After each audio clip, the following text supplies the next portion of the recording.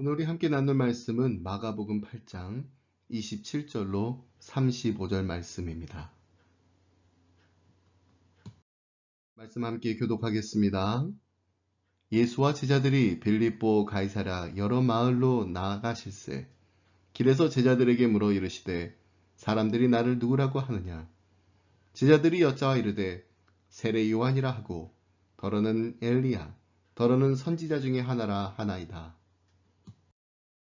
또 물으시되 너희는 나를 누구라 하느냐. 베드로가 대답하여 이르되 주는 그리스도시니이다 하매 이에 자기의 일을 아무에게도 말하지 말라 경고하시고 인자가 많은 고난을 받고 장로들과 대제사장들과 서기관들에게 버림받아 죽임을 당하고 사흘 만에 살아나야 할 것을 비로소 그들에게 가르치시되 드러내놓고 이 말씀을 하시니 베드로가 예수를 붙들고 항변하매 예수께서 돌이키사 제자들을 보시며 베드로를 꾸짖어 이르시되 사탄아 내 뒤로 물러가라. 내가 하나님의 일을 생각하지 아니하고 도리어 사람의 일을 생각하는도다 하시고 무리와 제자들을 불러 이르시되 누구든지 나를 따라오려거든 자기를 부인하고 자기 십자가를 지고 나를 따를 것이니라. 다 같이 함께 읽겠습니다. 누구든지 자기 목숨을 구원하고자 하면 잃을 것이요 누구든지 나와 복음을 위하여 자기 목숨을 잃으면 구원하리라. 아멘. 저와 제 아내는 올해로 49이 됩니다. 한국 나이로는 쉰이니 이제 겨우 인생의 반평생을 살았습니다. 그런데 제가 평생을 사는 동안 잘한 일 중에서 가장 잘한 일이 있다면 그것은 바로 예수님을 믿은 것입니다. 예수님을 믿고 예수님을 따르고 예수님을 닮아가는 삶을 살 수 있게 되었다는 것이 얼마나 감사한지 모릅니다. 그런데 다시 생각해보면 반평생을 살아오면서 제일 힘들었던 것도 예수님을 믿고 예수님을 따르는 일이었습니다. 어떻게 하면 나의 주님을 온전히 전심을 다하여 따라 살 수 있을까?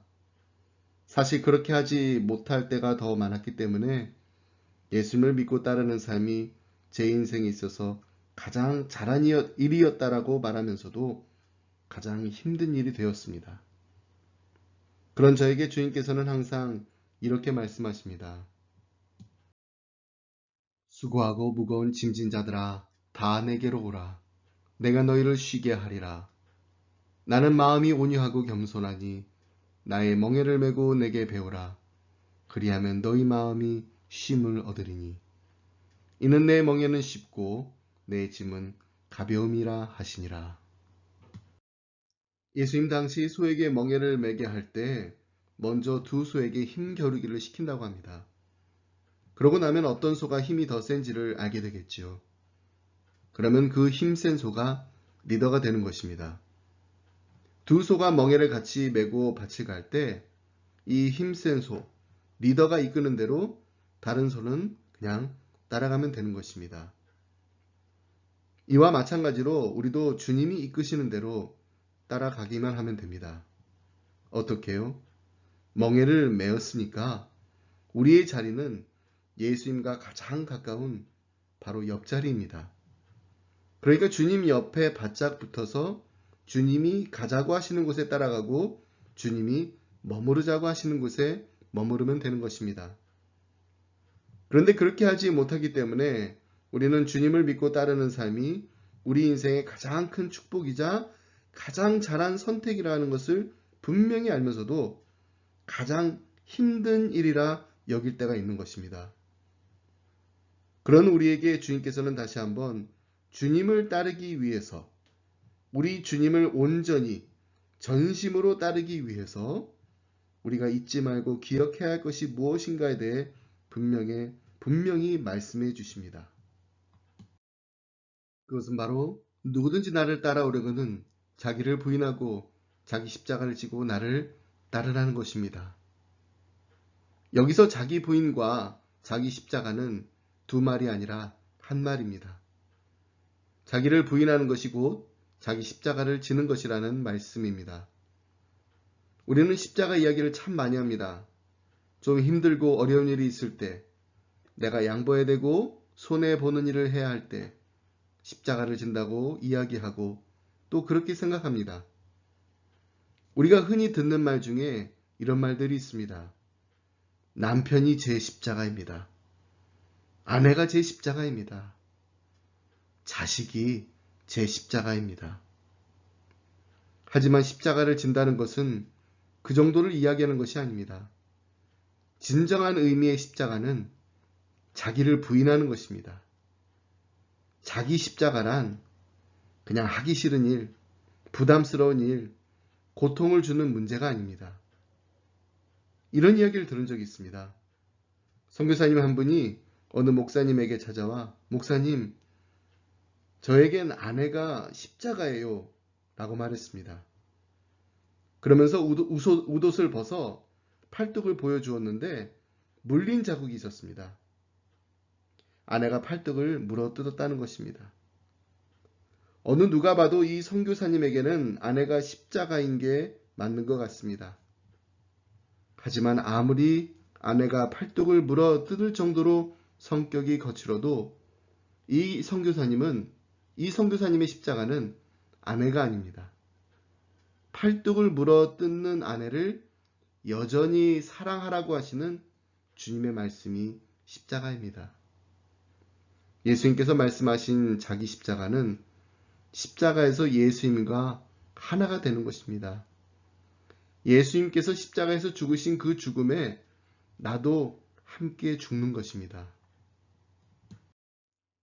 그래서 본회퍼는 이렇게 말했습니다. 주님께서 나를 따르라고 부르신 것은 나와 함께 죽자고 초청하신 것이다.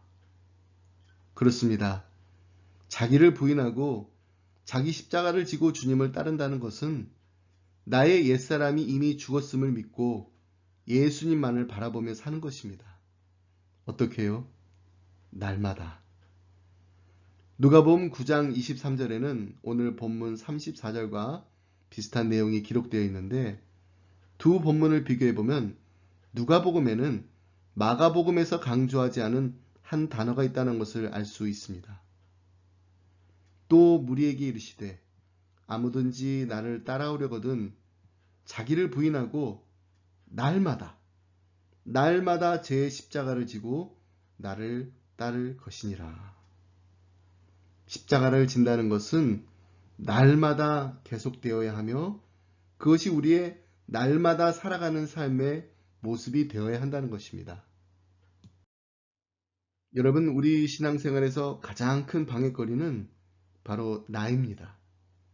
이 세상에서 가장 위험한 우상도 바로 나입니다. 이 세상을 자기 중심으로 사는 것입니다. 구소련의 노벨 수상 작가였던 솔제니친이 미국에 왔을 때 기자들이 미국에 대한 소감을 물었다고 합니다. 그때 솔제니친이 이런 유명한 말을 했다고 해요.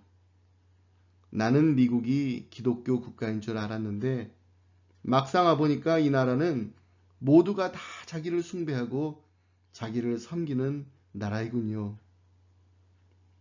철저하게 이기적인 미국 사회의 모습을 풍자적으로 비판한 것입니다. 그런데 이것이 미국에만 해당되는 말일까요? 아닙니다. 우리가 신앙생활을 한다고 하면서도 하나님 중심이 아니라 내 중심으로 판단하고 생각하고 나를 숭배하고 나를 섬기는 삶을 살 때가 얼마나 많은지 모릅니다. 그런 우리 자신을 너무나 잘 알기 때문에 신앙생활이 힘들다, 어렵다, 자신 없다, 그만두어야 하나 이런 생각들이 들게 되는 것입니다. 자, 그렇다면 우리가 다시 한번 주님의 제자로서 사는 것이 이 세상에서 가장 힘든 일이 아니라 가장 복되고 기쁜 일이 되기 위해서 예수님께서 말씀하신 자기 부인이 무엇인지를 분명히 알아야 합니다. 그러기 위해서 우리는 먼저 예수님께서 제자들에게 제자의 길에 대해 말씀하시기 이전에 어떤 일이 있었는지를 살펴볼 필요가 있습니다. 그러면 어떻게 우리가 자기를 부인하고 자기 십자가를 지고 예수님을 따를 수 있는지를 알 수가 있습니다. 오늘 본문 말씀은 예수님께서 제자들에게 처음으로 자신이 순환당하고 부활할 것을 예고하시는 내용입니다. 31절 말씀 보시면 인자가 많은 고난을 받고 장로들과 대제사장들과 서기관들에게 버림받아 죽임을 당하고 사흘 만에 살아나야 할 것을 비로소 그들에게 가르치시되라고 하였습니다. 이 말씀에서 우리는 예수님 사역의 제2의 출발을 보게 됩니다. 예수님께서는 요단강에서 세례를 받으시고 사역을 시작하셨습니다. 그것이 제1기의 사역의 시작이라면 이제 오늘 본문 말씀을 시작으로 해서 제2기의 사역이 시작되고 있습니다. 그동안 예수님은 제자들과 사람들에게 참된 메시아로 오신 자신의 삶과 인격을 보여주셨습니다. 가시는 곳마다 천국 복음을 전파하셨고 천국 말씀을 가르치셨고 모든 병과 약한 자들을 고치셨습니다. 그리고 당시의 종교 지도자들이나 정치 지도자들에게는 굉장히 비판적인 태도를 취하신 반면에 예수님 당시에 약자라고 표현될 수 있는 병든 자, 귀신 들린 자, 장녀와 세리들에게는 아주 특별한 관심과 사랑을 보여주셨습니다. 그러나 지금까지 보아왔던 이 사역들이 예수님의 사역의 전부가 아니라는 것을 오늘 본문 말씀을 통해 비로소 주님이 직접 말씀해 주십니다. 예수님의 사역의 진정한 본질은 모든 인류의 죄를 대신해서 십자가에서 죽는 일에 있었습니다. 바로 그 사역이 지금부터 시작된다는 것을 주님께서 제자들에게 말씀해 주고 계시는 것입니다. 그러나 예수님이 놀라운 십자가 사건과 부활 사건을 말씀해 주셨는데도 제자들은 예수님의 뜻을 깨닫지 못합니다. 바로 이때 예수님의 수제자라고 자부하는 베드로가 나서서 이렇게 외칩니다. 32절 말씀 보겠습니다. 드러내놓고 이 말씀을 하시니 베드로가 예수를 붙들고 항변하매. 마태복음 16장 22절에서는 베드로의 항변을 좀 더 구체적으로 이렇게 기록하고 있습니다. 베드로가 예수를 붙들고 항변하여 이르되 주여 그리 마옵소서 이 일이 결코 주에게 미치지 아니하리이다. 어떻게 보면 예수님의 제자로서 아니 예수님의 수제자로서 베드로가 보인 이 반응은 너무나도 당연한 것입니다. 우리가 얼마나 예수님을 사랑하고 따르는데 십자가에 못 박혀 돌아가신다니요. 그런 말씀하지 마세요. 베드로서는 충분히 하고도 남을 말이었습니다. 하지만 예수님께서는 베드로가 이런 충성스러운 발언을 했음에도 불구하고 그를 아주 엄하게 꾸짖으셨습니다. 왜 그러셨을까요? 그 이유를 알기 위해서는 오늘 우리가 함께 읽은 본문 말씀에 처음으로 돌아가야 합니다. 27절로 28절 말씀입니다. 예수님께서 제자들에게 묻습니다. 사람들이 나를 누구라고 하느냐? 그랬더니 제자들이 이렇게 대답합니다. 어떤 사람은 예수님을 세례 요한과 같은 분이라고 하고 어떤 사람은 엘리야, 또 어떤 사람은 에레미야나 선지자 중에 하나라고 합니다. 자, 그렇다면 너희들은 나를 누구라 하느냐? 라고 예수님께서 제자들에게 질문하십니다. 이때 베드로가 나서서 뭐라고 고백하나요? 29절 말씀입니다. 또 물으시되 너희는 나를 누구라 하느냐? 베드로가 대답하여 이르되 주는 그리스도시니이다 하매. 마태복음에서는 시몬 베드로가 대답하여 이르되 주는 그리스도시요 살아계신 하나님의 아들이시니다 라고 고백합니다. 너무나도 위대한 신앙 고백을 한 베드로입니다. 그래서 예수님으로부터 최고의 칭찬까지 받았던 베드로가 예수님께서 십자가에 못 박혀 돌아가실 거라는 말씀을 하시자 절대 그런 일이 일어날 수 없다고 만류합니다. 그런데 32절 말씀을 다시 보시면 베드로가 예수를 붙들고 항변하여 이르되 라고 했습니다. 이 말씀을 원문으로 보면 여기에는 아주 강렬한 의미가 들어 있습니다. 영어 성경으로 보면 그 의미가 잘 전달되고 있습니다. He spoke plainly about this. Peter took him aside and began to rebuke him. 베드로가 지금 예수를 붙잡고 정신 차리세요 예수님이라고 하면서 rebuke him, 꾸짖었다라는 것입니다. 스승을 사모하는 제자라면 얼마든지 할 수 있는, 아니 당연히 그래야만 합니다. 스승님이 돌아가시는 일이 절대로 일어나서는 안 됩니다.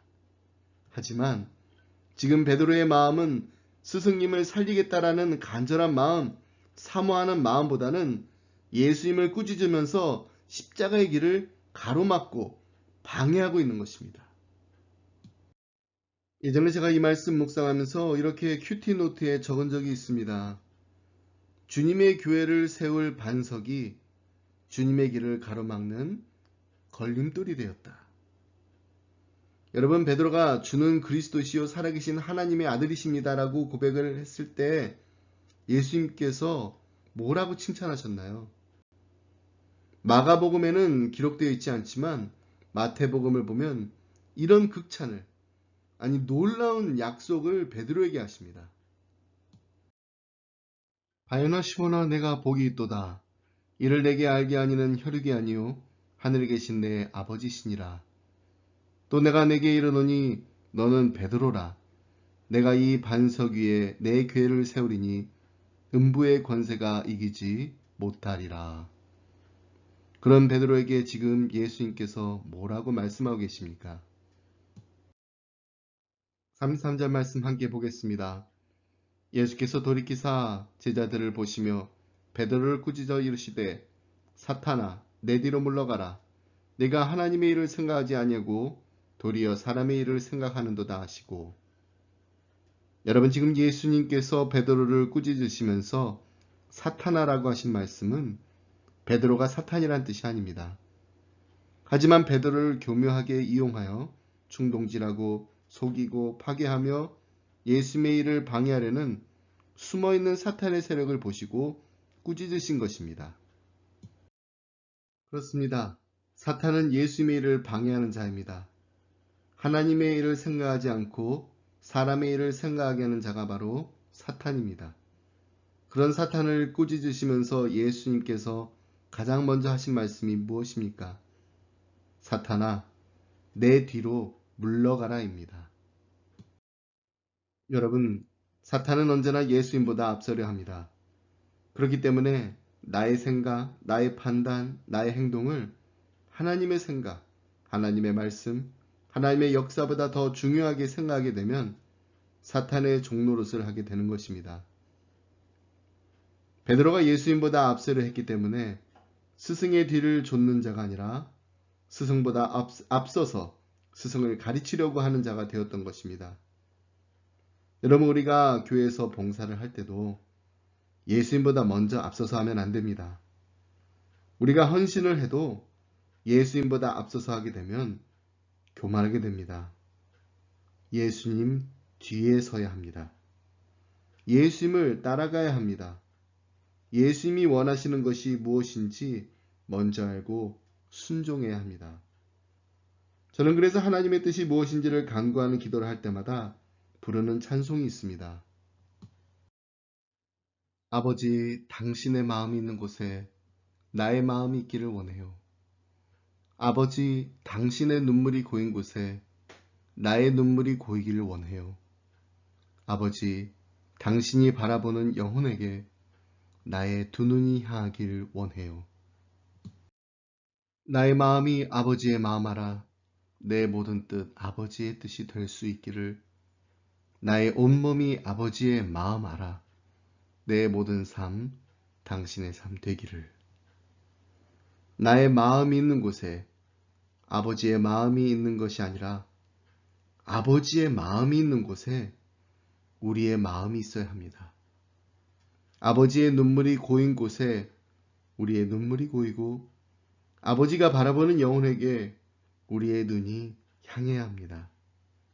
아버지의 마음을 알아서 우리의 모든 뜻이 아버지의 뜻이 되고 우리의 온몸이 아버지의 마음 알아서 우리의 모든 삶이 아버지의 삶이 되기를 바라는 것이 진정한 제자의 도리이자 삶인 것입니다. 그래서 예수님께서 제자들에게 누구든지 나를 따라오려거든 말씀하셨거든. 자기를 부인하고 자기 십자가를 지고 나를 따를 것이니라라고 말씀하신 것입니다. 그렇습니다. 예수님을 따르는 것은 먼저 자기를 부인하는 데서부터 시작됩니다. 내 중심이 아니라 하나님 중심으로 내 뜻대로 사는 것이 아니라 아버지의 뜻대로 사는 것, 나의 야망이 아니라 하나님이 주신 사명을 붙잡고 사는 것이 바로 자기를 부인하는 삶인 것입니다. 제가 존경하는 목사님 가운데 유기성 목사님이라고 계십니다. 영성일기를 날마다 쓰시는 목사님이신데요.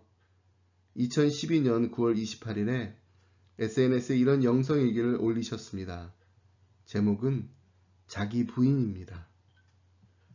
어제 아침 한 모임에서 목사님 한 분이 우리는 언제나 자기 부인과 함께 십자가를 지는 자세가 필요하다고 말씀하시자 옆에 있던 한 목사님께서 맞아, 부인과 함께 십자가를 지면 아무래도 쉽고 편하지 하셔서 다들 웃었습니다. 많은 사람들이 나는 죽었습니다. 고백하는 것이 힘들고 어려운 일이라고 생각합니다. 그러나 다 그런 것은 아닙니다. 나는 죽었습니다 하는 고백이 기쁨이고 감사고 축복인 사람도 있습니다. 예를 들어 흉악한 죄를 지은 자가 있다고 합시다. 기억하기도 싫은 나쁜 과거로 인하여 마음의 상처가 깊은 사람이 있다고 합시다. 중증 장애를 가진 사람이 있다고 합시다. 이런 사람들에게는 지금의 자신이 죽고 새로운 사람으로 거듭나는 것이 얼마나 큰 축복이겠습니까? 그렇게 안 되니 안타깝지 않겠습니까? 제 심정은 위에 언급한 사람들과 같습니다. 그래서 저는 나는 죽었습니다 고백하는 것이 행복하고 기쁘고 감사합니다. 정말 제 삶은 끝나고 예수님의 생명으로 사는 새 삶을 살게 되니 믿어지지 않는 은혜입니다. 자기 부인은 결코 돌을 닦는 수행이나 고행이 아닙니다. 그저 믿기만 하면 되니 황홀한 일입니다. 어떤 목사님이 나는 죽었다 고백하기만 하면 정말 자아가 죽게 되는 것이냐 하면서 빈정거리듯 질문을 한 적이 있었습니다. 그건 정말 성경을 이해하지 못한 질문입니다. 나는 죽었다고 고백함으로 죽게 되는 것이 아니라 나는 죽었다고 고백하는 것은 이미 하나님께서 이루어 놓으신 놀라운 은혜를 찬양하며 감사하며 선포하는 것입니다. 아멘입니다. 하나님 할렐루야 하는 것입니다. 자기 자신에 대하여 기대를 가지고 있는 사람이 안타까운 것은 자기 부인이 힘들다라는 것입니다. 그는 너무 늦게서야 자기 자신이 얼마나 쇳덩어리며 악한지를 깨닫게 될 것이기 때문입니다. 목사 과정 중에 있는 전도사들의 심사가 있었던 날, 어느 전도사의 설교문을 심사하던 목사님이 매우 심각하게 질문을 하였습니다. 전도사님, 욥기의 주인공이 누구입니까? 저는 이 목사님께서 왜 이런 평이한 질문을 하는지 의아했습니다. 그 전도사는 너무나 당연한 것을 질문한다는 듯 욥입니다 하고 대답하였습니다. 그 대답이 떨어지자마자 목사님이 큰 소리로 야단을 치셨습니다. 그러니 설교문이 이렇게밖에 안 되는 거잖아요. 욥기의 주인공이 욥이라고 생각하니 성경을 읽어도 깨닫지 못하고 메시지를 얻지 못하는 거예요. 욥기의 주인공이 어떻게 욥입니까? 하나님이시지요. 어느 성경이나 주인공은 언제나 하나님이에요. 아브라함도 다윗도 제자들도 다 엑스트라예요. 성경을 이렇게 읽어야 메시지가 분명해지는 것입니다. 그 전도사님은 얼굴이 벌개지면서 안절부절 못하였지만 같은 심사위원이었던 저도 너무 부끄러웠습니다. 그러나 성경 읽기만 그렇겠습니까? 우리 인생이 그렇습니다. 여러분은 자신의 인생의 주인이 누구라고 생각하십니까? 여러분 자신입니까? 그렇게 생각하니 삶이 혼란스럽고 하나님의 뜻을 알기 어려운 것입니다. 우리가 예수님을 믿기로 결단한 순간 우리 삶의 주인은 예수님입니다. 예수님이 우리의 생명이고 주님이심이 분명하면 인생의 길도 문제의 답도 분명해집니다. 나의 인생을 주님을 위하여 살려니 힘든 것이지 예수님의 삶을 사는 것이라면 순종도 어려운 것이 아닙니다. 영성의 길을 쓰면서 요즘 제게 예수님 아닌 그 어떤 낙도 없어졌음을 절감합니다. 돈을 모으려는 욕심도, 이름을 알리려는 명예욕도, 크게 성공해 보려는 야망도, 흔한 취미생활도 제게는 낙이 아닙니다. 이러니 예수님 없는 자기 부인은 허무주의에 빠지거나 무기력증에 빠질만 하다고 생각됩니다. 그러나 저의 삶은 상상하기 어려울 정도로 새롭고 감사한 일이 계속됩니다. 어제도 서울대 부흥회를 마치고 집으로 돌아오면서 주님이 하셨습니다 고백하였습니다. 여러분, 우리가 신앙생활하면서 자기 부인을 한다는 게 왜 이렇게 힘들까요? 그것은 바로 예수님 없는 자기 부인을 하려고 하니까 힘들 수밖에 없는 것입니다. 예수님 없이 자기 부인을 할 수가 없습니다. 다시 이 말을 긍정적으로 말씀드리면 예수님과 함께하는 자기 부인은 힘들지만 행복한 일입니다. 그리고 예수님과 함께하면 자기 부인을 할 수가 있습니다. 자기를 부인하며 자기 십자가를 기쁨으로 감당하며 주님과의 행복한 동행을 날마다 할 수 있게 되는 것입니다. 말씀했습니다. 여러분, 예수님의 제자가 된다는 것이 얼마나 영광스러운 일인지 모릅니다. 나를 부인했기 때문에 주님이 나를 인정해 주셨고 날마다 주님과 함께 십자가에 못 박히기 때문에 이제는 내가 산 것이 아니고 오직 내 안에 주님이 살게 되셨습니다. 그래서 사도 바울이 이렇게 고백하지 않습니까? 이제 우리가 육체 가운데 사는 것도 나를 사랑하사 나를 위하여 자기 몸을 버리신 하나님의 아들을 믿는 믿음 안에 살게 되었다고. 내가 죽는 것이 왜 이렇게 행복할까요? 그것은 바로 내가 산 것이 아니요 오직 내 안에 주님이 살게 되기 때문입니다. 저는 우리 기쁨의 교회 성도님들의 삶과 가정에 이런 기쁨이 넘쳐나기를 소원합니다. 아버지의 삶에서, 어머니의 삶에서 우리 부모님 안에 계시는 예수님을 발견하게 되었습니다. 이런 행복한 고백이 우리 자녀들의 입술에서 흘러나오길 주님의 이름으로 축복합니다. 이 시간 우리 다 함께 아버지 당신의 마음이 있는 곳에 부르면서 우리의 간절한 사랑의 고백을 하나님께 드리겠습니다.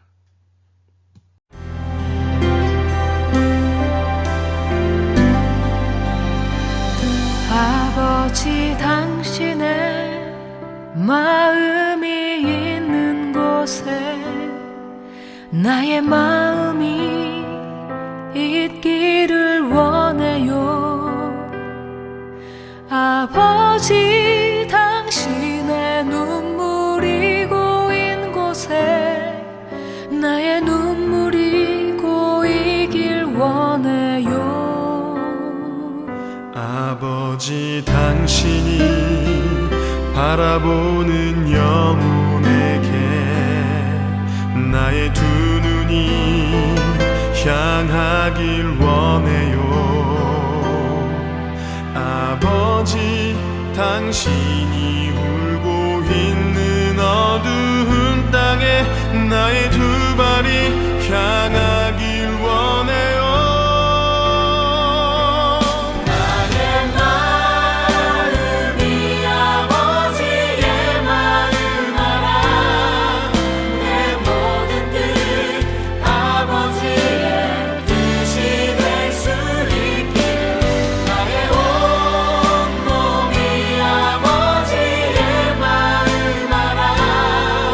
내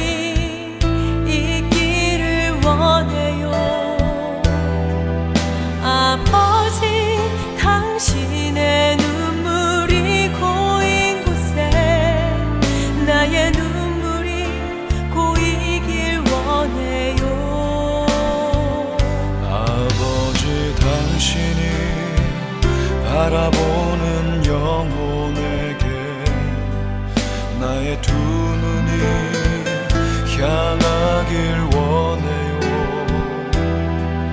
아버지, 당신이 울고 있는 어두운 땅에 나의 두 발이 향하길 원해요.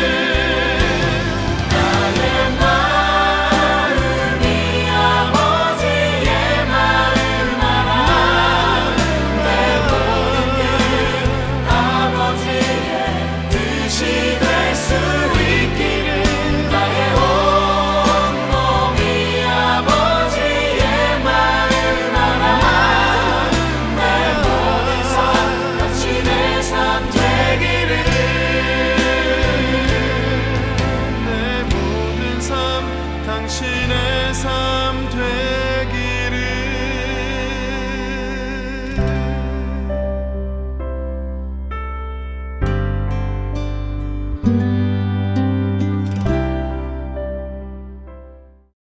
축도로 예배를 마치겠습니다. 이제는 우리 주 예수 그리스도의 은혜와 하나님 아버지의 그 크신 사랑과 성령님의 감동감화 교통하심이 이제 우리가 육체 가운데 사는 것도 나를 사랑하사 나를 위하여 자기 몸을 버리신 하나님의 아들을 믿는 믿음 안에 살게 하여 주시옵소서. 간절한 마음으로 기도하며 이 자리를 떠나는 사랑하는 성도님들과 가정과 생업 위에 그리고 주님의 몸된 교회 위에 지금부터 영원토록 함께 하시길 간절히 축원하옵나이다. 아멘.